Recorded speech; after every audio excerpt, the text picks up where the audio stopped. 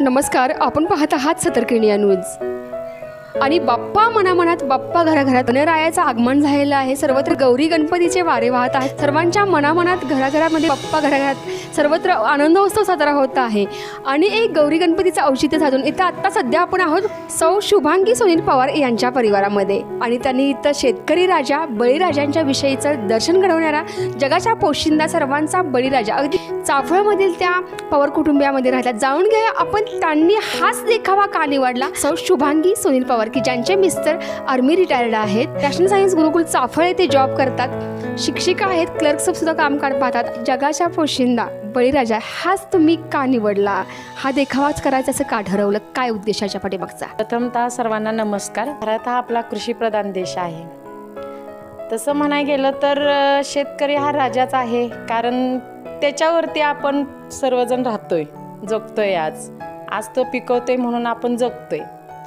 सर्वजण नोकरी करतात, बिझनेस आहेत, कुणाचे व्यवसाय आहेत, सगळे बसून चेअरवरती, खुर्चीवरती बसून बिझनेस करतात, पैसे कमवतात. पण शेतकरी असा आहे की जो उन्हामध्ये राबतो, घाम गाळतो व आपल्याला धान्य पिकवून देतो. मग अशा शेतकऱ्यांना आपण म्हणजे बाजारात गेलो की प्रत्येक गोष्टीचे भाव कमी करतो. का करतो? एखादी वस्तू घेताना भाव कमी करत नाही, पण त्या मालाचा किंवा त्या फळांचा असेल किंवा तुमचे कांदे, बटाटो, भाजी असेल तर त्याचे भाव आपण पूर्णतः कमी करतो. मग त्या शेतकऱ्यांना आपण तिथं 10 रुपये कमी करा, 5 रुपये कमी करा का करतो? त्याच्या मागचं त्याचं आपण कष्ट बघत नाही. आपल्याला फक्त व्यवसाय करणारे, बिझनेसमॅन ह्या लोकांचे कष्ट दिसतात, पण शेतकऱ्याचे कष्ट कोणालाच दिसत नाही. आणि आज माझा शेतकरी त्यामुळे गरीब आहे, पूर्णतः गरीब आहे. आणि अशा शेतकऱ्यांना आपण लोकच त्यांना प्रोत्साहन देऊन त्यांच्या पाठीशी राहून आपण त्यांना वर काढू शकतो. तुम्ही शाळेमध्ये जॉब करता, तुम्ही शेतामध्ये जाता का? तुम्हाला शेतामध्ये जायला आवडतं का? काय सांगाल? हे प्रत्येक वर्षाला तर असतेच मी शेतामध्ये. भात काढणे, भांगलणे, गहू काढणे ह्या सर्व गोष्टी करते. पण कधीतरी गेल्यानंतर त्याचा आनंद खूप वेगळा असतो. पहिल्या काळातली जी लोकं होती त्यांचं राहणीमान खूप म्हणजे खूप साधं होतं.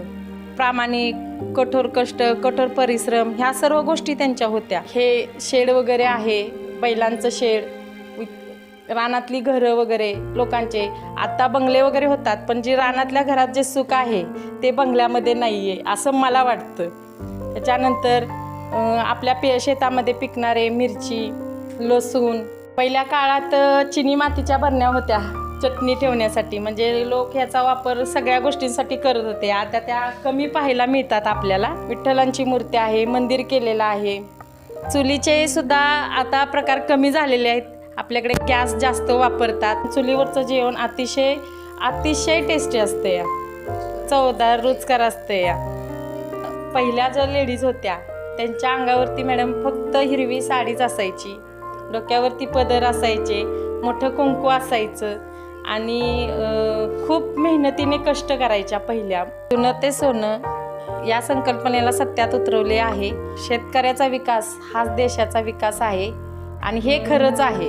जर आपण शेतकऱ्याचा विकास केला, शेतकऱ्यांना प्रामाणिकपणे आपण त्यांच्या जे आहेत भाव ते दिले तर 100% देशाचा विकास होऊ शकतो. शेतकरी समाधानी होऊ शकतो, शेतकऱ्याच्या आत्महत्या थांबवू शकतात. आणि या महत्त्वपूर्ण अपडेटसाठी मुख्य संपादक विराट कदम, सतर्क इंडिया न्यूज संतोषी जगदाळे.